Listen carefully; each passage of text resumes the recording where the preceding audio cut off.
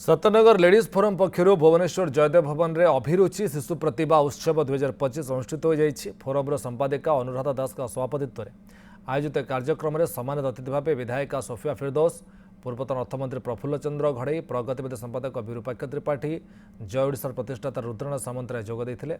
अतिथि मान द्वारा फोरम वार्षिक पत्रिका अभिरुचि 2025 उन्मोचित होता।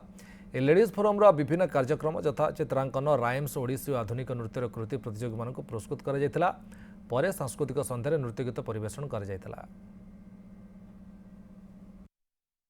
आमर उद्देश्य है आपण जानी सबुबले सत्यनगर लेडीज फोरम जमी कहती 12 मासरे 13 पर्व सेमती सबुबले किछि कार्यक्रम रही थाए। आउ ए जो शिशु प्रतिभा उत्सव होची आपण जानते छोट छोट छुआ माने तांकर जो प्रतिभा विभिन्न प्रतिभार से भरपूर से जो प्रतिभाटा जो बाहर को से एक्सपोज कर पारना आमर ये सत्यनगर लेडीज फोरम यही कार्यक्रम करिछि जेहेतु शिशु प्रतिभा उत्सव यार उद्देश्य होची जे से माने जहाँ करि पारु नांती ये जो कंपटीशन रहिले सेमानक भीतर गोटे टैलेंट तांकर जो टैलेंट लुकायित होके अछि सेटा बाहर को एक्सपोज हो यार उद्देश्य से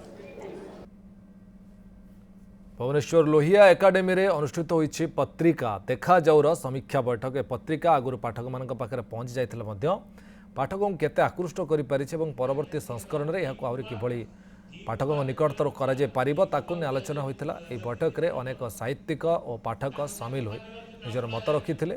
एक भिन्न धरण पत्रिका बोली कहिथिले संपादक प्रवीर महांती। पत्रिकार कौन गीत गप बा उपन्यासर अंश न मिल पारे हेले एही पत्रिका रे पाठकों समाज में घटुवा किछि घटना निश्चक अनुभूति पढ़ा मिलिबो बोली मत प्रकाश पाइछि।